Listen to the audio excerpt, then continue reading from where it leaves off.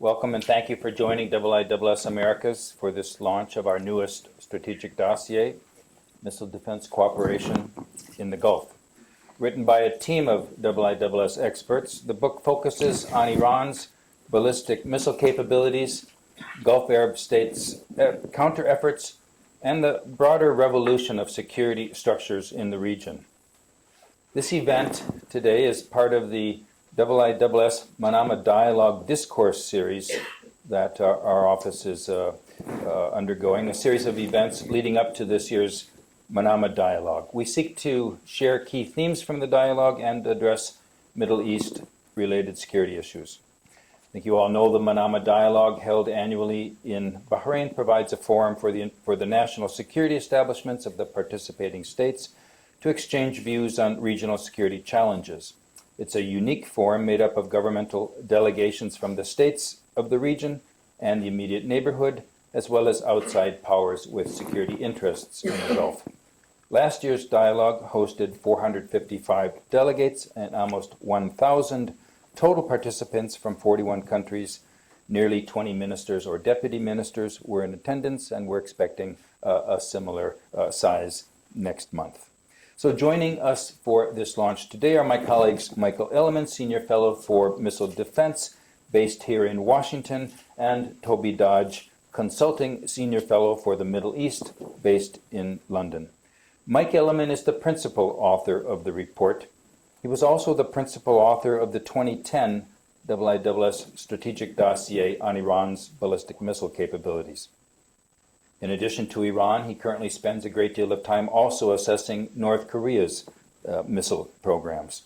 Before joining the Institute in 2009, he spent 5 years at Booz Allen Hamilton, where he supported the implementation of cooperative threat reduction programs sponsored by the U.S. Departments of Defense and Energy. Toby Dodge is the editor of the report. In addition to his IISS role, he is a professor of international relations and director of the Middle East Center at the London School of Economics. His voluminous publications include 2 best-selling Adelphi books on Iraq and the editorship of a 3rd Adelphi on Afghanistan. Nobody understands Iraq better than Toby, and his work there has given him deep insights into the politics and policies of the Gulf states. So our event today, as usual, will run for a full hour. We are on the record following remarks by up to 15 minutes by Mike and Toby each. We'll have time for some audience interactions. Copies of the dossier are available for purchase on our website or at the front desk. They cost $144 online because there's a lot of meat there, but we're going to give you a 20% discount after the event today, and you can even get it signed. So who's going to start off here? Mike. Yeah. Thank you, Mark, and thank you for all of you for coming. I know it's a difficult week for everyone to get away, especially with the holidays looming. The report here captures and summarizes about 18 months worth of work, including some workshops that we held in the Gulf region, interviews, detailed research into missile defense and prior attempts by the Gulf states to cooperate on military security issues, computer modeling, etc. And I think it provides a rather compelling case for why greater cooperation amongst the Gulf states and the Gulf states with the United States forces in the region are in the interest of all parties that seek to try to blunt the growing threat of Iranian missiles. The report begins by assessing the Iranian missile threat as opposed to the capabilities, which we did previously. It notes that Iran's national and defense strategy is informed by the many conflicts that have been fought in the region since 1980, including the imposed war with Iraq in the 1980s and the U.S.-led wars in Iraq or with Iraq in 1991 and 2003, and Hezbollah's clash with Israel in 2006. In 2007, Iran's military strategists published and adopted what is known as the Mosaic Doctrine, which recognizes that the Islamic Republic faces conventionally superior forces all around them. At its core, the strategy rests on 3 pillars. First, Proxy militias would act as a first line of retaliation if Iran is attacked. Secondly, swarming naval tactics would be deployed using large numbers of small boats and other asymmetric capabilities to hinder any possible naval attack on the Republic or any invasion led that beaches on the shores along the Gulf. The threat of missiles are aimed primarily at Israel, Turkey, and the Arab Gulf states and U.S. forces in the region, and they seek to raise or increase the costs of any military action against Tehran. The idea is firstly to deter airborne attacks, but then to avoid a direct battlefield conflict with conventional adversaries who are much stronger than the Iranian forces. Against this background, Iranian decision makers see the arsenal of ballistic missiles, the largest and most diverse in the region, as a way to project power, to coerce rivals, and to punish any would-be aggressor. The Iranian arsenal consists of about 200 to 300 Shahab-1, Shahab-2, otherwise known as Scud-A, or Scud-B and Scud-C missiles. These missiles can target up to 500 kilometers from the launch point. The missiles allow Tehran to threaten Iraq, portions of Turkey, and the eastern shores of the Arabian Peninsula, which complicates American security planning within the Gulf and threatens the Gulf states themselves. Iran also possesses a growing number of battlefield missiles, possibly as many as 500. It could grow to 1,000 in the years to come. The Fatah 110 can strike targets at a distance of about 200 kilometers, maybe 225 kilometers, while the Fatah 113, a system in development, can reach about 300 kilometers. It's interesting to note that these missiles lack the range to span the Gulf waters and reach any targets a couple kilometers inside the territory of the Arabian Peninsula states. They could, however, and appear to be designed to blunt any invading force. They could target a likely beachhead for the United States forces in Kuwait, and thus they are an important part of the arsenal. Tehran's medium-range missiles, comprised of probably about 100 Shahab-3 Ghadr systems. These are derived from the North Korean Nodong. They're designed to threaten Israel, Turkey, and targets in Saudi Arabia's interior. The Shahab-3 has a range of 1,300 kilometers, the Ghadr a range of 1,600 kilometers. Iran is continuing to work to develop a more capable system, that is the two-stage solid propellant Sajil missile with a range of about 2,000 kilometers. It is not yet operational and seems to be stuck. Whether it's due to technical problems or not is hard to decipher. It hasn't been tested since 2011. Now, none of Iran's missiles have the accuracy or precision needed to reliably destroy point targets, such as a radar, a command post, or key infrastructure, when armed with only conventional warheads. But enhancing missile accuracy has been the primary thrust of Iran's missile activities since about 2010, one could argue since 2005. Range seems to be less important to them at this point, now that they can target reliably Israel and Turkey. Nonetheless, Iran could use its missiles, while militarily limited, they could be used to interrupt or halt operations at key airfields, port facilities, and other logistic hubs throughout the peninsula. Now, we outline many ways in which the Gulf states, the U.S. forces, French, UK forces in the region might be able to mitigate the threat posed by Iran's missiles. One, diplomacy, arms control, confidence-building measures. These are all attractive ideas, but they're unlikely to succeed in the near future, given the importance that Iran assigns to its missile forces. I don't see them conceding at any level at this point, possibly on range restrictions above 2,500 kilometers, but we'll have to see. Supply-side restrictions can be effective, have been effective, but I don't think they can halt the progress that Iran wants to make if it truly decides it wants to do something.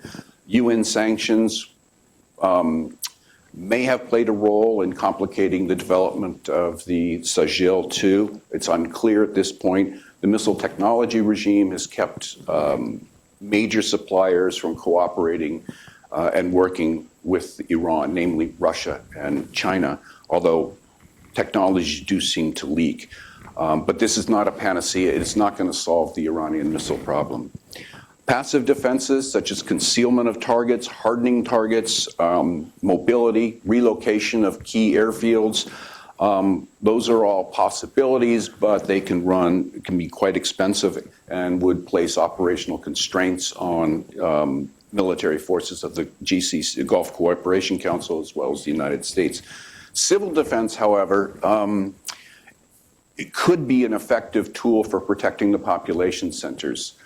Historically, if one looks at the V2 ballistic missile, V1 cruise missile attacks on London, a 30-second warning period, which you would get from the V1s because of the loud noise they make as they approach the target, shows that you can reduce casualty rates by about 50% simply by giving people 20, 30, 40 seconds of advance warning. So air raid sirens that allow people to seek shelter in buildings would reduce the casualties significantly. Preemptive strikes, in other words, left of launch technologies, it's very challenging. As was demonstrated during Operation Desert Storm and the Great Scud Hunting campaign. There was very limited success at the time. Technologies have improved immeasurably since 1991, especially with the use of UAVs and armed UAVs such as Predators. However, because the potential launch areas throughout the Iranian territory, plus the terrain where you have many valleys and mountains, will greatly complicate the effectiveness of a preemptive technology or a capability. But left of launch, while it's probably not able to halt missile fire from Iran, it would place constraints on Iran's launch flexibility. It would stress operations. It would degrade ability to coordinate salvo attacks, which is the major countermeasure against missile defenses that Iran is pursuing. And you would, over time, attrit the number of launchers and trained launch crews in a prolonged campaign.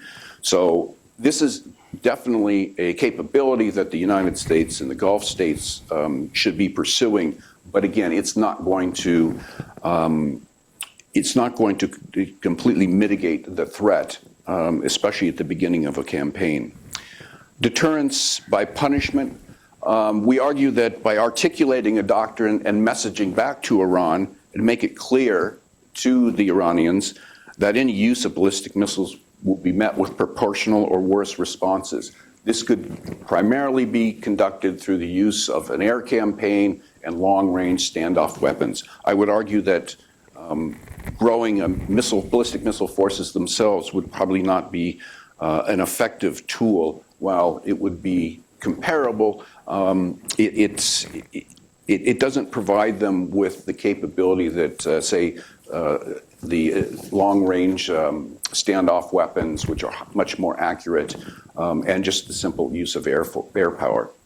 Deterrence through denial, that is missile defense, where you intercept and destroy incoming missiles while they're in flight towards their target.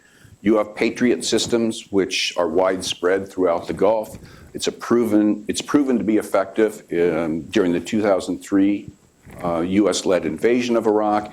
It is also proven to be quite effective, although I don't have the numbers yet for the Saudi campaign against the Houthi rebels, where the rebels have fired a number of Scud-type missiles and apparently a Scud-ER, which landed near Mecca. It has been quite effective. The intercept rates have been impressive. THAAD has been extensively tested during its development period, as have the Aegis SM-3 systems. Yet these are still unproven on the battlefield, but I think that with time, they will continue to grow in capability. 5 of the 6 states in the Gulf Cooperation Council, namely Kuwait, Bahrain, Qatar, the UAE, and Saudi Arabia, have either acquired or planning to acquire ballistic missiles or host U.S.-operated systems on their territory. Patriot batteries are operated widely in each of the 5 states. The UAE is in the process of operationalizing its first THAAD battery. It has plans to procure a second THAAD battery. Qatar is in the process of purchasing potentially 2 THAAD batteries, and Saudi Arabia is studying proposals to acquire THAAD for itself. Now, I want to just really quickly distinguish between national missile defense, which for us is, the ground-based interceptors in Alaska and California, and the regional missile defenses, as I just described, the use of THAAD, SM-3, or Patriot batteries. They are quite different for a number of reasons, including the different missions, the number of tests and development tests that have been done, and one is the Patriot is proven in battlefield. They also have a very different mission. I kind of equate regional ballistic missile defense as being similar to air defense. It does not try to provide an impenetrable shield that stops all attacking missiles. Rather, it seeks to limit the damage an adversary can inflict. National missile defense is aimed against nuclear weapons carried by ICBMs. It's a very different mission, and the requirements are quite different. So I tend not to try to compare the two. But nonetheless, it is critical that those interested in procuring missile defenses define what is expected of the defense force structure, whether on a national or regional level. So we thusly focused in the report laying out a process for determining defense requirements. Specifically, decision makers must wrestle with, first, what is to be defended? Are you trying to defend large cities, population centers, critical infrastructure, such as desalination plants, or military capabilities, including airfields, port facilities, troop encampments, fuel depots, and the like? What level of defense is required? Do you have to be able to intercept all missiles, which is impractical and probably unachievable? Or are you trying to, say, for cities, have an expectation of blocking all 10, 20, 50 missiles launched with a probability of, say, 50%?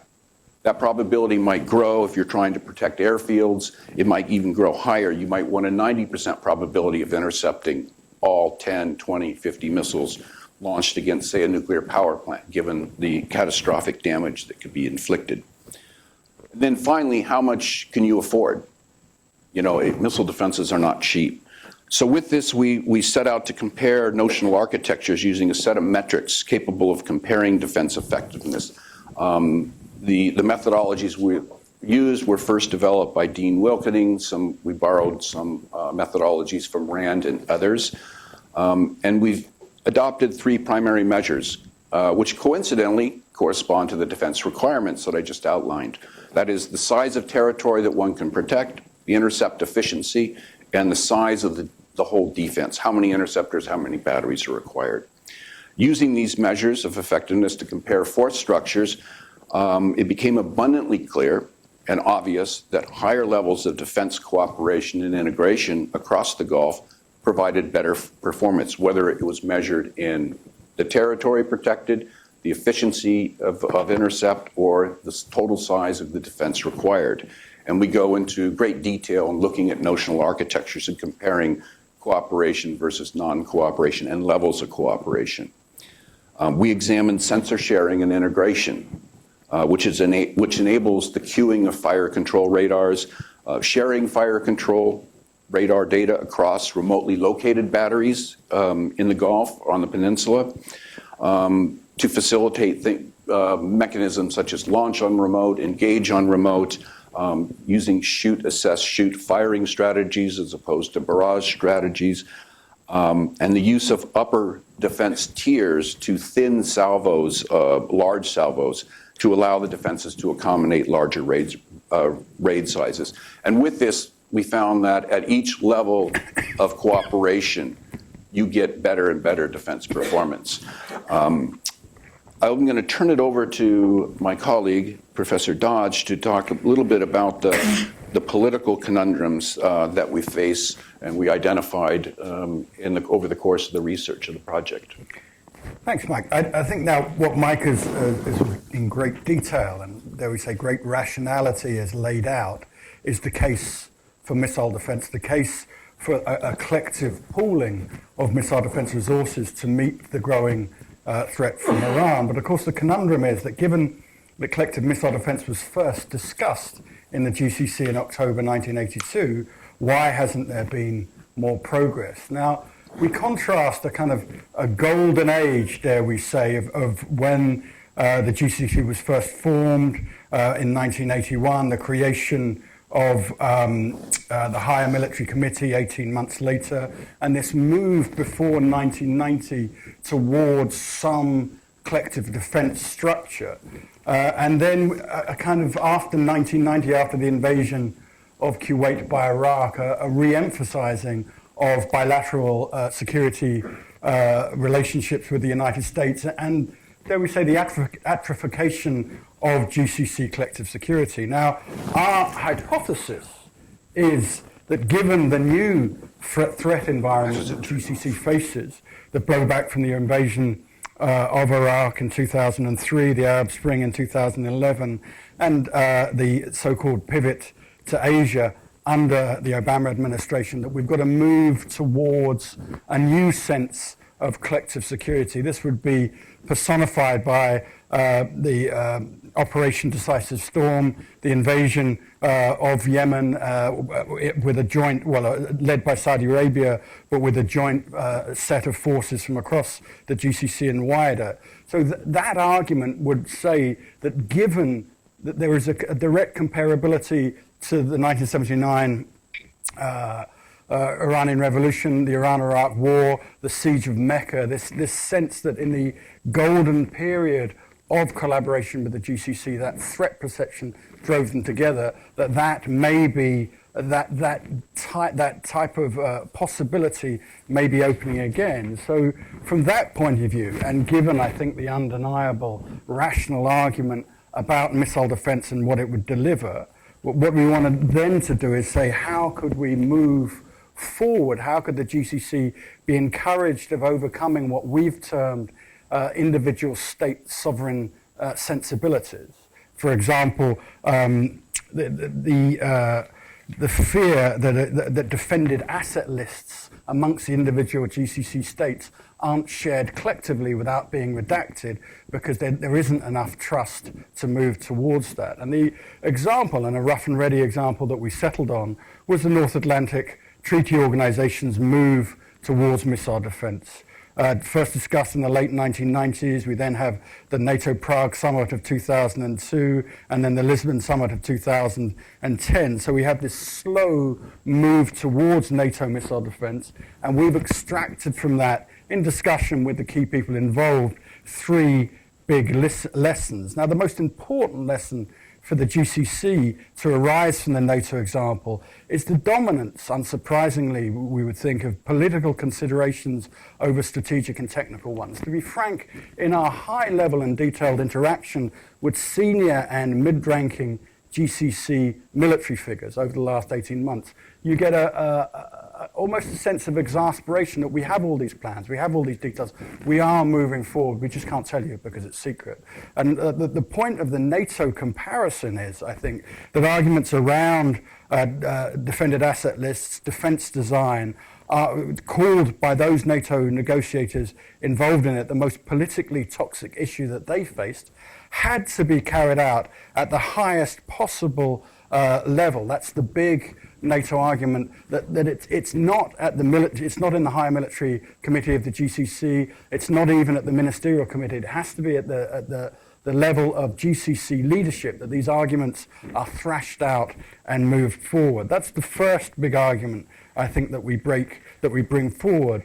I think the second one is a more subtle one, and those who've suffered from international relations study would be around the notion of an epistemic community, and that would be a GCC intellectual community of missile defense expertise. Again, people we discussed involved in the NATO example would say 10 years ago, there were no NATO experts on missile defense. There were US experts, and what the move towards a collective NATO missile defense discussion created was a much wider, broader and deeper set of academic experts who then shaped the argument, shaped the discussion, and brought the expertise forward. So that's the second, I think, big lesson that certainly the senior leadership seminar that worked for NATO that's being set up for the GCC is a way forward. But beyond that, what needs to be developed is a group of indigenous GCC missile defense experts. So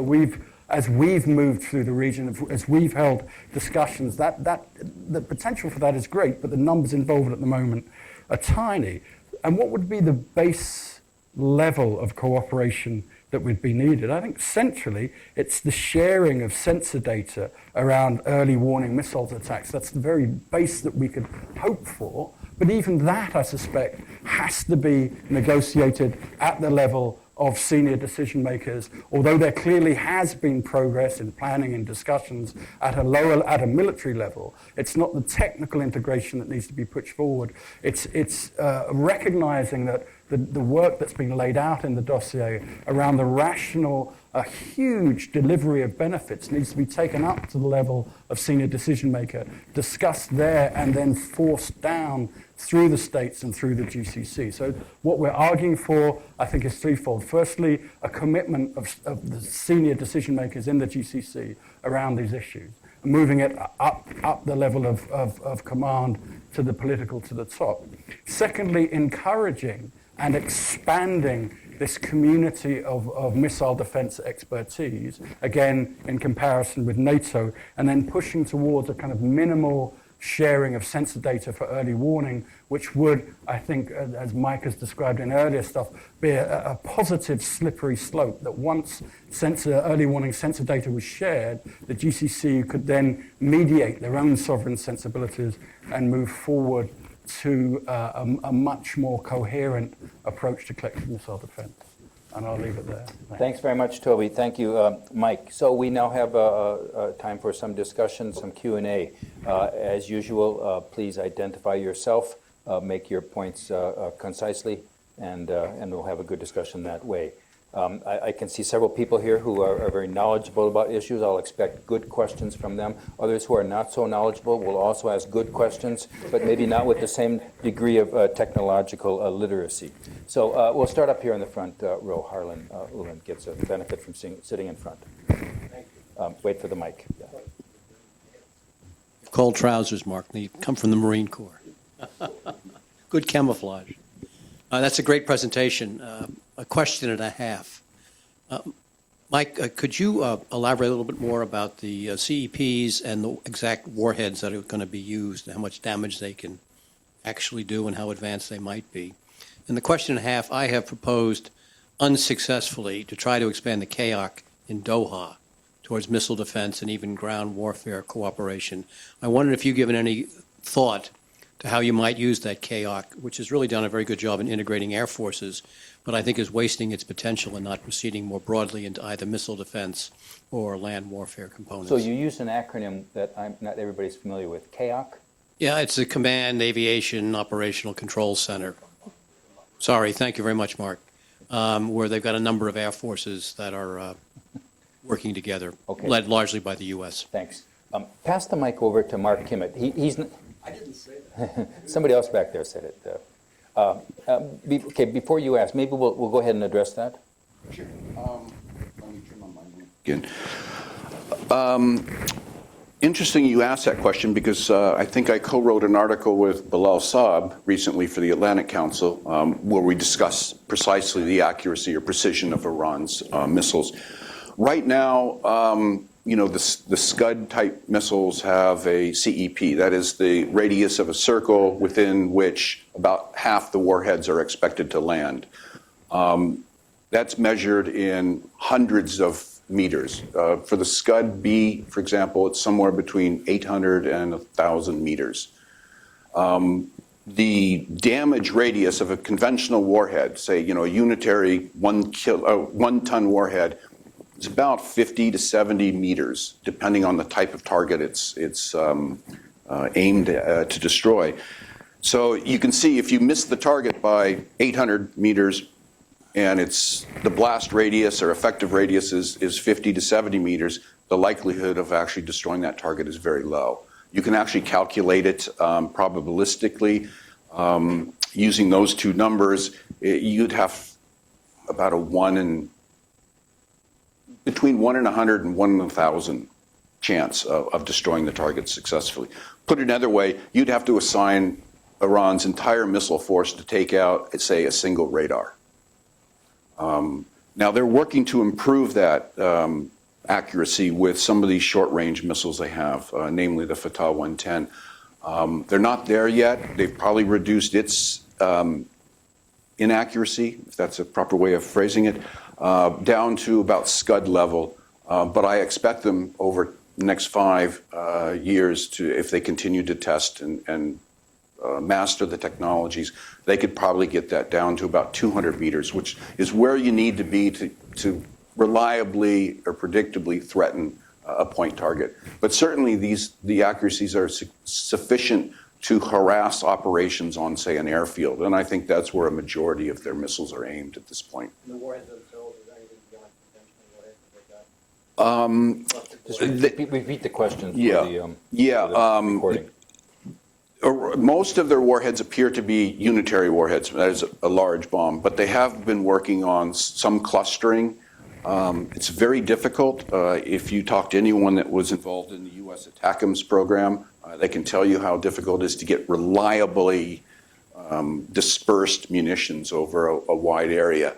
But they're making some progress. They are working on submunition packages, but they typically involve, say, rather than hundreds of small submunitions, from what they have shown, it looks like maybe 10, 20 larger submunitions, which would be effective on an airfield. And no evidence of chemical or biological weapon development, and the nuclear program has been halted for some period of time. Exactly.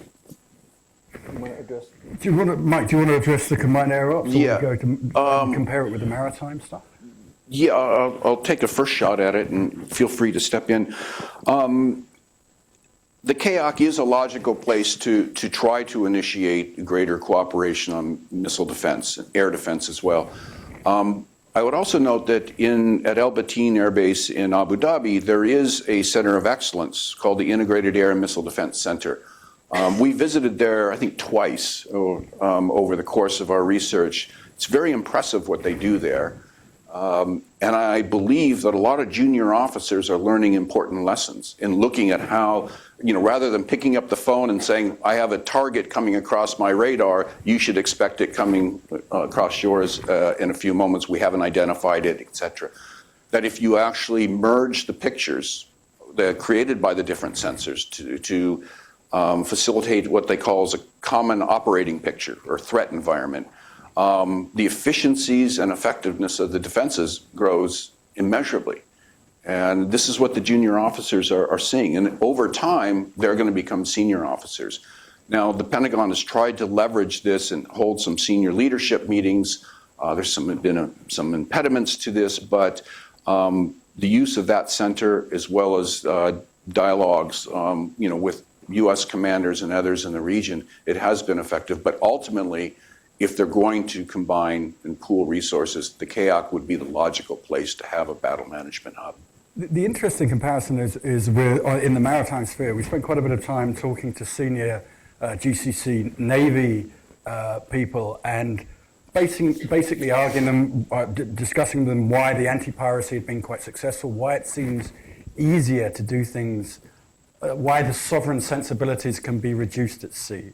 And I think there is a strong argument with the CAOC, with anti-piracy, that this can be somehow expanded up, as Mike was saying. But it strikes me that it reaches not a glass ceiling, but a political ceiling. Because for how much technical expertise you can show, as Mike was saying, by merging the pictures, that this is the technocratic way forward, the political will stops it, which is why there have been a series of problems in expanding and regularizing that. We'll go to Mark Kimmett here, and then we'll go third and fourth rows. Yeah, I'd like to expand on that point in Harlan's as well. Your political assumptions are that you can break through what hasn't been broke through yet, which is the constant pounding on our heads and on the walls that they will not share, they'll not cooperate, they'll not work together on this. But that implies that Speak a little bit closer to the mic. that the hub and spoke method that we've been using for years and years is either one that we find politically unacceptable in the long run through this administration, or that there is a reluctance on the part of the states to continue to embrace the hub and spoke, and the early warning piece, which is being done in the CAOC, but not the defensive piece. Is there an issue with the politics here in the United States that we don't want to advance the hub and spoke? And do you think that might change in a future administration? That's a great question. And as we moved through our military interlocutors in the Gulf, it was very easy for them to focus on the hub and spoke, and actually focus on the U.S. commitment to that as the explanation for the lack of defense cooperation amongst the GCC, not with the hub and spoke. I think that in our discussions in this town, I think there's a sense that the two aren't separate, that you have both hub and spoke and defense integration. And the CAOC is an example of that. I think that you can have both and use one to move to to move the hub and spoke, use the hub and spoke to move to some degree of multilateral engagement. What we were investigating and pressing was the extent to which, given that the main security guarantor is seen in the Gulf to have wavered, has that developed a greater hunger to integrate? And there's mixed evidence there. I think you could, if I were sitting in Riyadh reviewing the campaign in Yemen, for example, I think there would be a very strong argument for military modernization of my own forces. And I think a competitive or comparative fear that Emirati forces perform so much better. So you have those, obviously, against a fairly narrow comparison. So it's convenient to point from, say, Riyadh especially, but also from the Emirates or even from Doha to the hub and spoke approach and say, and blame that. It's them, not us. If we were allowed to do it, if they gave us all the things that we've ordered, but clearly I think even that explanation is running out of steam. Now, the people in the audience know more about the transition than I do, but I suspect that fear of the security guarantor not being as well funded, not being as committed to security is going to has driven over the 2 terms of the Obama administration, and anger and resentment. Undoubtedly, I think it would be fair to say this administration is one of the most unpopular in the Gulf I've witnessed in my professional career traveling to the region, but it hasn't yet delivered integration. What it's delivered is balancing, as we've seen with French and indeed British arms deals. So they're still more comfortable reaching out for new bilateral allies than they are in pushing that, in integrating more generally. And I suspect that's the way it's going to stand. And if there is a move towards greater defense integration, it's going to be delivered by the US, whatever the policy in Washington. Thanks very much, Toby. We'll go to the third row here, gentleman in the blue tie. Wait, here comes the mic. Thank you, Dave DeRoche, Near East South Asia Center. Did the study look at human capacity to actually absorb all this material? Like, I can't imagine a Qatari right now that's qualified to run THAAD. And secondly, did you get any specific lessons learned from the Yemen campaign as discrete from overall missile defense? On the Yemen campaign, I haven't been briefed at all by anybody. I mean, what I've been able to understand, I've gotten from the media. I would note that in talking about the missile threats to the Gulf states, we focused entirely on Iran, and we did not include Yemen. So that's my fault. But I think the Yemen campaign has showed 2 things to me. One, that the Saudi Patriot operators are pretty good. I mean, I think from the records I've seen, they've had great success. And this bodes well for all the Gulf states, but, Saudi in particular. I mean, they've been trained on this for a long time, but they've actually used it in operational conditions, which is impressive.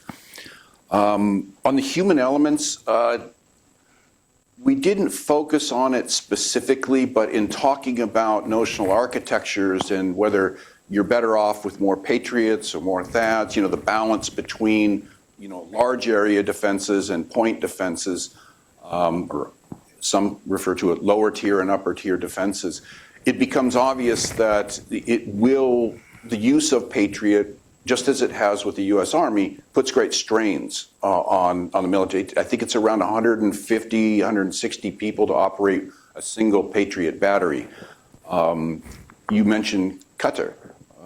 They're in the process of buying or wanting to buy 11 Patriot batteries. I mean, you're talking close to 2,000 trained personnel to operate those. The total population of Qatar is 350,000, somewhere around there.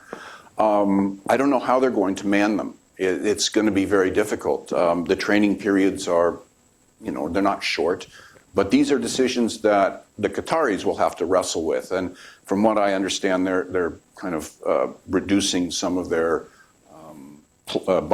planned buys at this point. I don't think they'll end up buying 11, but we'll have to see. But that's definitely one of the constraints, and I think that the different Gulf states need to recognize the fact that a single Patriot battery requires a real long-term commitment in personnel, training, operating costs, etc. Toby, you want to add? Yeah, David, I mean, as you found yourself, as you were researching one thing, you stumbled across another. And as we were doing the research for this, we were moving through the senior military planning establishment, trying to ascertain their vision for missile defense as they were planning for the ground intervention in Yemen. So I was and with my background in looking at the invasion of Iraq and its aftermath, what struck me powerfully in what were rather delicate and polite discussions around this issue were firstly, and it's obviously not, as we know from ourselves, it's not only GCC military, but that there was a huge, there was an over-optimism, an underestimation of the forces needed, and a sense that the welcome their troops would be getting would be very positive. And so the delicate discussions we were having on the margins of this were your planning assumptions are leaving you very vulnerable, that you're being far too optimistic about your own capacity to use military means to shape political outcomes. And we would be suggesting that you rethink those assumptions. But that was parallel, and of course, we'll see if we can get the resource to go back and do a study of that using the same individuals and the same contacts we developed. But it did strike me that there were a series of rather profound miscalculations shaping the planning for the operation that went forward. Nobody in Washington will understand. No. Of course. So I'm going to go to Patrick. Can I just see who? I got two over here. I got one there. Okay. Just wanted to get a sense of who. Okay. So in the fourth row here, please, if you could pass the microphone to Patrick Clausen. Patrick Clausen from the Washington Institute for Near East Policy. Could you discuss Oman's role, and in particular, is Oman pulling its weight in missile defense? And let us assume for the moment that Oman is unenthusiastic or even opposed to a more vigorous missile defense posture in the region. Is that going to impede the other GCC states from regional cooperation, or are they just going to ignore it and proceed? Shall I start? Do you want to? Okay, thank you. Well, you hit upon I was going to say, being an Englishman, the idea of a two-speed GCC has different types of analogies, which would make, I wish London was as beautiful as Muscat, but that's another point. Yes, as you know yourself through the history, and there's still a great deal of resentment in Muscat for them in what I've called the golden age of GCC military cooperation, where they were out front doing a lot of the heavy lifting and the big thinking, and were rejected in that, and in my discussions with senior Omani military figures, that resentment is still very powerful. But of course, it then spreads out into a radically different view of their own strategic necessities within the region. So they're separate. They're separate and clearly. I mean, to answer your, I wouldn't put it. Oman's not pulling its weight. Oman's decided to do a different form of exercise. It's not weightlifting, to use the metaphor till it breaks. So, but clearly, in doing that, they have recognized that they're peripheral to the speed with which the UAE, for example, is moving forward. But the UAE itself, I think, is painfully aware that its own internal national missile defense and defense integration is not going to be. They're not going to travel as slowly as the slowest move of the GCC. So you've not got a two-speed GCC, you've got a series of national commitments operating at national speeds, and with the Omanis somewhere else completely. Yeah, I'd just add, Oman was at one time considering the purchase of a THAAD battery and some additional Patriots, but that's that talk is slowed considerably. I do know that when the U.S. state and defense departments go to the region twice a year to talk about missile defense integration and cooperation, they always stop in Muscat, one for the scuba diving, I think, but two, they want to keep Oman interested, informed, for one reason, they don't want them impeding the progress by raising their hand and causing trouble. But two, I think in the long term, we don't know how the Iranian relationship with Oman is going to evolve. If the JCPOA is undermined or dashed in the next administration, who knows what their cooperation with Iran would be. So I think they're keeping their options open. But as you said, that right now they're not, quote, pulling their weight, but they would, because of where Iran keeps most of its missiles and where their missile bases are, they would probably be the primary beneficiary of missile defense cooperation if they were to put in assets of their own, just because of their location. Thanks, Mike. Gentleman in the blue shirt there on the fourth row. Thank you for taking my question. I'm Jordan Sellers with FGS, Helter Skelter, Politics and Social Science. We're a think tank. My question is just simply, what are some of the consequences for some of the war crimes the U.S. has committed? And I know that you guys talked about a lot of the positivity of military action, but there doesn't seem to be an international policing of war crimes and what can happen to a military for committing a war crime. Okay, that's outside the scope of the discussion on missile defense. Well,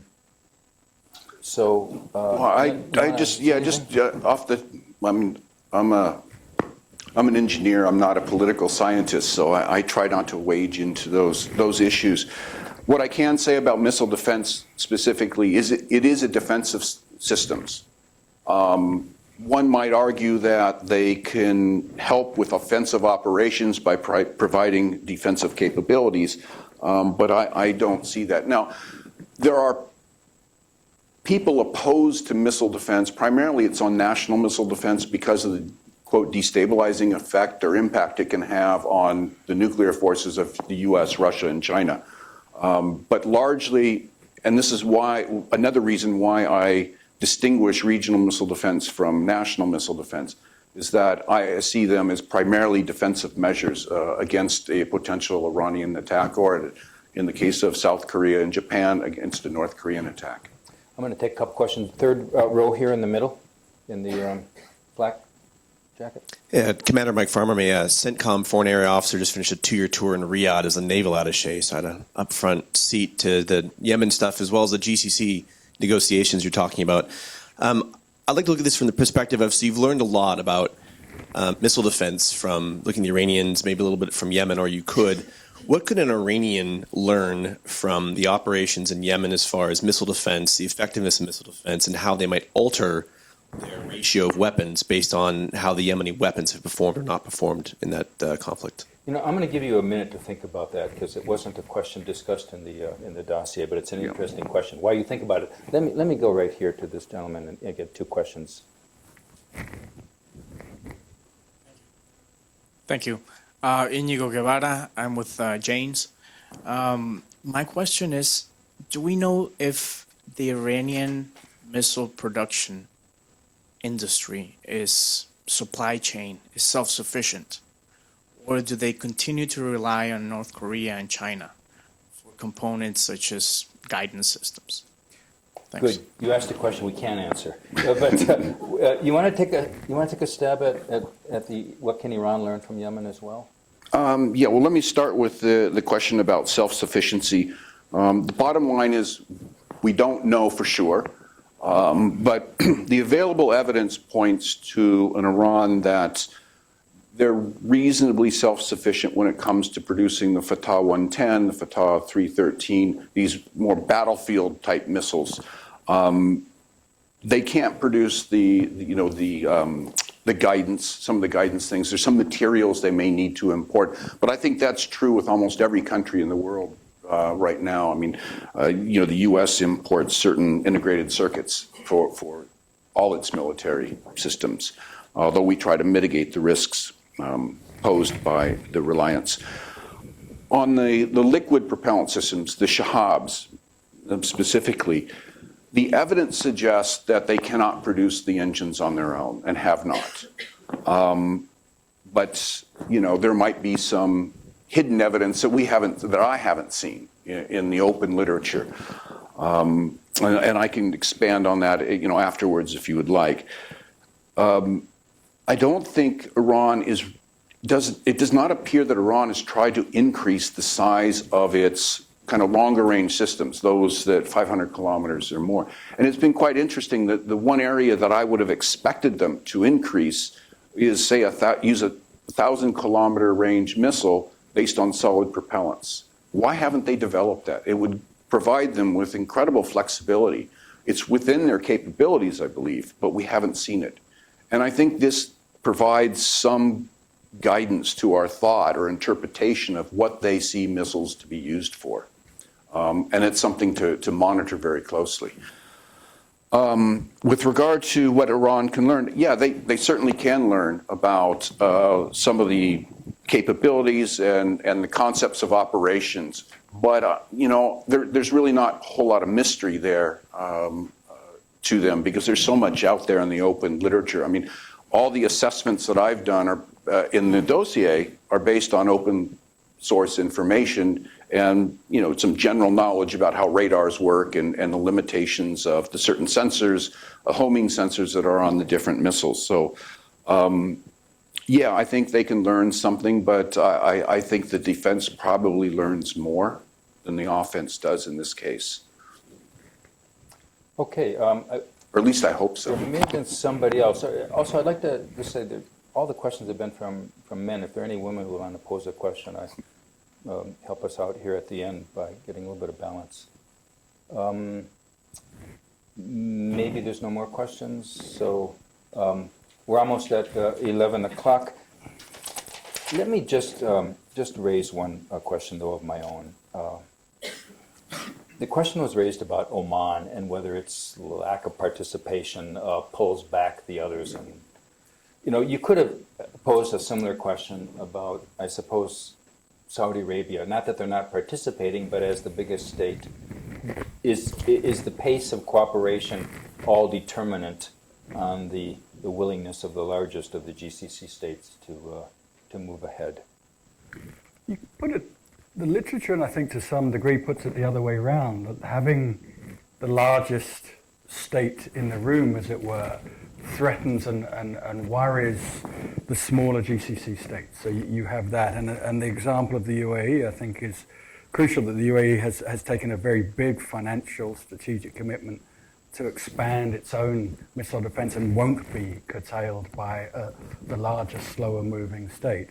But also, I think, and this is a much larger issue about the sudden drop in age of the pretenders to the throne and a speeding up in their strategic boldness or intent, and the problems that's delivered in Yemen. So I think what I was hinting at before, I think both the new threat environment, we wouldn't call it, what would we call it, multilateral bilateralism in the intervention in Yemen, a series of separate forces going in a joint operation.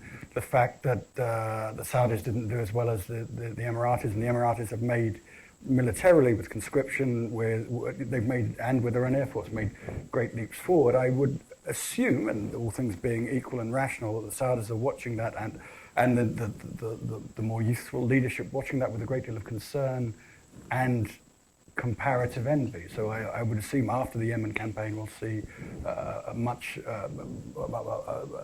shakeout of that. So I think Saudi has in the past been moving more slowly the United Arab Emirates, but I mean that makes the Emirates, I think, the exception, not Saudi. Interesting. Okay. Yeah, I just to add one point to that, and we discussed this a lot yesterday. The pace of which the Gulf states are approaching, are trying to integrate their forces or not integrate their forces. It's interesting to look back at the NATO experience. Here you have an established alliance with all the institutions and mechanisms available to it, yet it's taken 20 years to get where they are today. It did not happen overnight. The Gulf states have been approaching this seriously 5-6 years.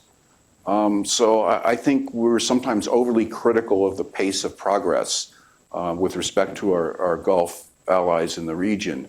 And we should take stock in how long it took to achieve integration in NATO. And, there's still a lot to be done. The same in Northeast Asia with Japan and Korea. That probably is a good place to end, but I can't help but want to ask one last topical question to get us into a bit of a more energized, and we're not going to go too long on this, but you guys wrote this, the team wrote the book at a time when the Iran nuclear threat had been blocked for a decade and a half, according to plan, if it went according to plan. Well, it may not go according to plan. There's a lot of talk about the whole thing tumbling down, maybe not because the incoming administration will kill it, but it may let it die by lack of oxygen, of sustaining it. In that case, and if we revert back to square one of 2012, when Iran seemed to be on a path to get a nuclear capability as quick as they could, and there was talk of military options, how does that affect the need, in your view, for missile defense cooperation in the Gulf? I think it would make what the dossier does very well is lay out the logical case for missile defense and then counterbalances that with what we've called sovereign sensibilities and then try and work out ways which those sovereign sensibilities can be mediated. Now, the collapse of the Iran nuclear deal should accelerate the central hypothesis of the work that because the security environment has got so much more precarious for the GCC states, the logical case for overcoming sovereign sensibilities is much greater. That's what I would argue, but the sovereign sensibilities at the center of that hypothesis remain as trenchant as they've always been. I think another element to this is a missile armed with a nuclear warhead is a very different beast than a large fleet of missiles armed with conventional warheads. In the case of nuclear warheads, you want to have a very high probability of intercepting any missile that comes at you. And to achieve that, you can't achieve that alone. You have to rely on integration to do it.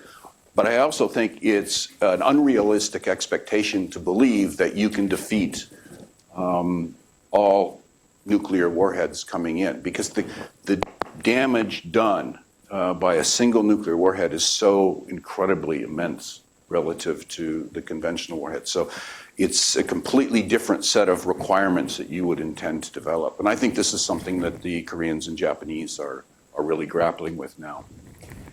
Okay, we're going to end on that scary note instead. So, Thank you very much, Mike. Thanks, Toby. Please join me in thanking them.